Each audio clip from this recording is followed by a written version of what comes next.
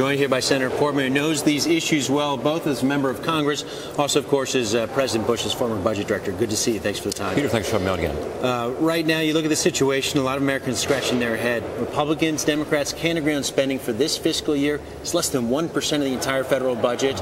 What do they make of that? Well, you're right. If we can't solve the problems of this year's spending, which is a result of the Congress not doing its work last year, it doesn't bode well for the future because we have to tackle the much bigger problems. I'm hopeful that today and tomorrow we'll finally come to some agreement between the White House and the House Republicans, which is really the key right now, and at least take these tiny steps toward getting our fiscal house in order. Everything yesterday was pointing towards a shutdown. The last time we had a shutdown, 1990s, didn't end up all that well for Republicans. Is there a risk to Republicans of being blamed if there is a shutdown here?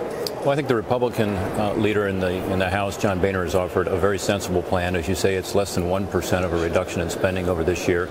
And I would hope the White House would accept that and we could move on to the bigger issue, which is what do we do going forward?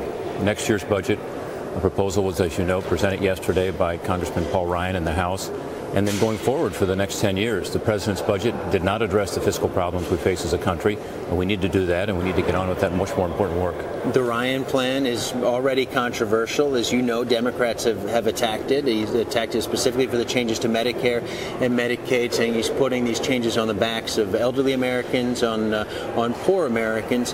What do you make of that criticism right now? I noticed that you've commended Ryan for his plan, said you're going to review it, but you haven't explicitly backed what he's put on the table. I haven't seen the details, nor has anybody. Apparently, the Congressional Budget Office did a review of the Medicare proposals, which came out last night. I look forward to looking at that. But the reality is, as I understand it, what the Ryan plan does is it allows Americans to have the same kind of health care in their senior years as under Medicare as members of Congress have now, which is the Federal Employees Health Benefit Plan. That certainly is one that makes a lot of sense, I think, because it enables people to have a better plan, choices of plans, and creates more competition between insurance companies for the seniors. So I think it makes sense from what I've seen of it, but I haven't looked at the details.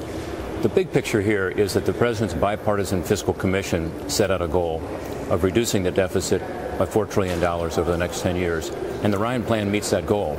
The void here is presidential leadership. And into that vacuum, Paul Ryan has stepped, other people are stepping. The President needs to get engaged in this because this has to be a bipartisan effort, and the White House has to play a role. There are a lot of senators talking about a bipartisan effort trying to make the Deficit Commission plan become a legislative reality. Are you prepared to back that concept? We'll see what they come up with, but I'm very supportive. I was one of the senators who signed the letter to the President encouraging him to look at the Fiscal Commission's report, his own fiscal commission, and to get engaged in this because I believe that we face a very dire fiscal situation and we need to address it. And to me, again, if the President doesn't step forward, it will be impossible to do it. The President, after all, would have to sign any legislation that came out of the House and Senate. But the President also needs to show leadership to be sure that we have the support in the United States Senate, where, as you know, you need 60 votes to pass anything. And neither party has that 60 votes. So it's time for the President to step forward, to show leadership, to address what all Americans acknowledge is a big problem.